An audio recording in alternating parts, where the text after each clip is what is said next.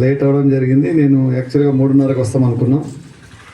పొద్దున 8 గంటలకు బయలుదేరి భువనగిరి, నల్గొండ, సూర్యాపేటలో ఒకటి డిస్కామ్, రెండోది ట్రాన్స్కో 400 కేవీల ధర్నా కార్యక్రమం అటెండ్ అయ్యి అక్కడ భోజనం చేసేటప్పుడు ఒక హాఫ్ అన్ అవర్ లేట్ అయింది. అంటే మీకు 3:30కి వస్తామన్నా ఒక 10 నిమిషాలు లేట్ వచ్చి ఇప్పటి వరకు ఈ ధర్నాల మీరు మేము వస్తున్నామని వేచి ఉన్నందుకు మీకు అందరికీ ప్రత్యేకంగా మరో ధన్యవాదాలు తెలియజేస్తున్నాం. ముఖ్యంగా ఈరోజు మనం దాదాపు 6 నెలల నుంచి 9 సంఘాలు కలిసి ఒక జేఏసీ ఫామ్ చేసుకొని దశల వారీగా జిల్లాల వారీగా తిరిగి మన జేఏసీ బాడీ వేసుకొని మరి 10వ తారీఖు రోజు ఎస్పీటీసీ ఆఫీస్ కాడ పెద్ద ఎత్తున ధర్నా పెట్టి అప్పటికి మన డిమాండ్లు డిపార్ట్మెంట్ పరిష్కరించలేదు కాబట్టి మనం సమ్మె నోటీస్ ఇవ్వడం జరిగింది. దానికి అన్ని సంఘాల మద్దతు తీసుకొని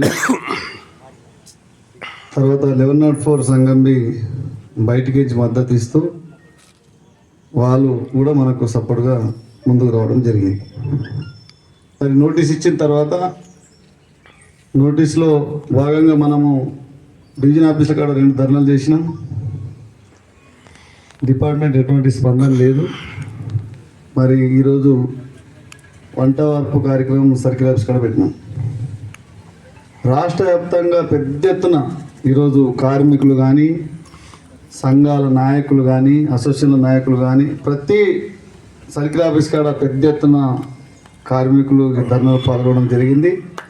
దానికి అన్ని సంఘాల తరఫున అన్ని సంఘాల నాయకులు సపోర్ట్గా వచ్చి మద్దతు తెలపడం జరిగింది. చాలా సంతోషం. ఈ డిపార్ట్మెంట్లో మొట్టమొదటిసారిగా అన్ని సంఘాలు కలిసి అందరి సపోర్ట్తోని ఈ ఆర్టిజన్ కార్మికులకు అన్యాయం జరుగుతుందని ఆలోచన చేసి వాళ్ళు ముందుకు వచ్చి ఈరోజు మన ఉద్యమానికి వాళ్ళు సపోర్ట్ చేయడం జరుగుతుంది. ఇప్పుడు బాధ్యత ఎవరిది ఉన్నది? ఆర్టిజన్ కార్మికుల బాధ్యత ఉన్నది. ఈ ఉద్యమం ఎట్లా సక్సెస్ చేసుకుండాలనే బాధ్యత మన పైన ఉన్నది. ఎందుకంటే ఎంతకుముందు ఉద్యమాలు చేసినప్పుడు ఒక సంఘం ఉద్యమం చేస్తే ఒక సంఘం పనిచేసేది, ఒక సంఘం వాళ్ళు భయపెట్టేది, ఇవన్నీ గతంలో జరిగినాయి. కానీ ఇప్పుడు ఒక మంచి అవకాశం. ఏ సంఘం వ్యతిరేకం లేదు, డిపార్ట్మెంట్ల అధికారులు వ్యతిరేకంగా లేరు, ఆఫీసర్లు వ్యతిరేకంగా లేరు. ప్రతి ఒక్క ఉద్యోగస్తులు ఎంప్లాయ్ అందరు అరే వీళ్ళకి చాలా అన్యాయం జరుగుతున్నది, వీళ్ళు చాలా రోజుల నుంచి కొట్లాడుతున్నారు, డిమాండ్ నిజమైన న్యాయమైన డిమాండ్ ఉన్నది, మరి వీళ్ళ డిమాండ్ నెరవేరాలనే ఉద్దేశంతోనే అందరూ మనకు సపోర్ట్ చేస్తున్నారు. ఎక్కడో ఒక తాళ ఇంకా మన కార్మికుడే కొద్దిగా భయపడుతున్నట్లు నేను అనుకుంటున్నాను.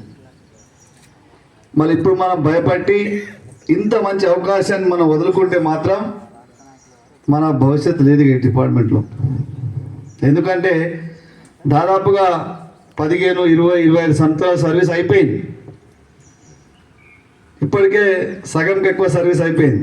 ఇంకా మిగిలిన సర్వీసు 5, 10, 15 చాలా అంటే 20. దానికంటే సర్వీస్ మనం చేస్తామన్నా తర్వాత ఈ డిపార్ట్మెంట్కి ఉంచుకోదు, మనం చేయలేము. మరి ఆలోచన చేసిన అవసరం ఉన్నది. ఈరోజు ఆలోచన చేస్తున్నాం, సరే 35,000 జీతం, 35,000, 25,000 జీతం వస్తున్నది, రేపు పొద్దుగాల ఇబ్బంది అయితే భయపడుతున్నామేమో. కానీ సర్వీస్ అయిపోయిందంటే, రిటైర్మెంట్ అయిపోతే అప్పుడు పరిస్థితి ఏంది? నీకు ఇప్పుడు వచ్చిన జీతం నీ ఖర్చులకే సరిపోతలేదు. ఇక నువ్వు వెనకేసుకొని సంపాదించుకొని రేపు భవిష్యత్తులో నీకు చేతగానప్పుడు నీ బతుకు ఎట్లా ముందుకు నడవాలి అని ఫస్ట్ మనం 15 లక్షలు కొద్దిగా డబ్బులు వస్తే ఆ డబ్బుతోని ఏదో ఒక చిన్న బిజినెస్ చేసుకొని బతికే అవకాశం ఉన్నది. కానీ ఇప్పుడు మనం చూస్తున్నాం, 8 సంవత్సరాల నుంచి చూస్తున్నాం రిటైర్మెంట్ అవుతున్నారు. 20 ఏళ్ళు, 50 ఏళ్ళు, 40 ఏళ్ళు, ₹1,00,000 లోపల ఎవరికి వస్తలేవు. ఎంత దరిద్రం అండి, ఎంత అన్యాయం. మన సర్వస్వం మొత్తం ఈ డిపార్ట్మెంట్కు దారపోసి ఈ డిపార్ట్మెంట్ ఇంత కష్టపడి ప్రజలకు 24 గంటలు వెలుతురించుకుంటా ఇంత కష్టపడి పనిచేస్తే భవిష్యత్తు మనకి ఏమున్నదని ఆలోచన ఎవరు చేస్తున్నామా?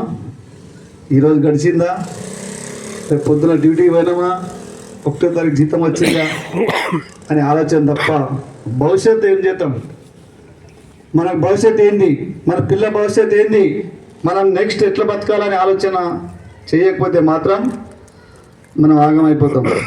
తర్వాత మనం ఎంత బాధపడ్డా కూడా ఇటువంటి అవకాశం మనకు రాదు. ఆలోచన చేయండి. నా మనసు ఇప్పటికైతే 99% అందరం ఒక భరోసాతో ముందుకు పోతున్నాం. ఎక్కడైనా 1-60% ఎవరికైనా డౌట్ ఉన్నా కూడా ఆ డౌట్ తొలగించుకొని మన ఉద్యమం సక్సెస్ చేసుకున్నాల్సిన బాధ్యత ప్రతి కార్మికుని పైన ఉన్నది.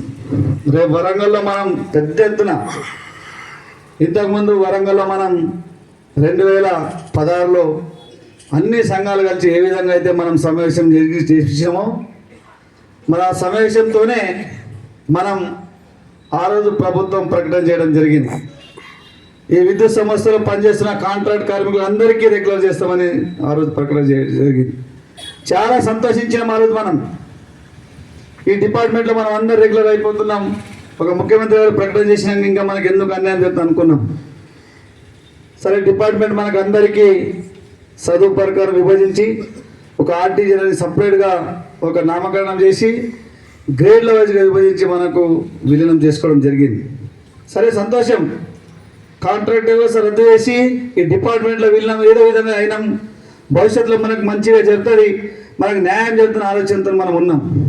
కానీ 2019 వర్షాలకే యాజమాన్యం అనేది స్టాండింగ్ ఆర్డర్ను కొత్త రూల్స్ తీసుకొచ్చి ఆ స్టాండింగ్ ఆర్డర్ మన మీద ప్రత్యేకంగా రుద్ది ఆర్టీజన్ కార్మికులకు చాలా అన్యాయం చేయడం జరిగింది. ఆ రోజు నుంచి మనం కొట్లాడుతున్నాం.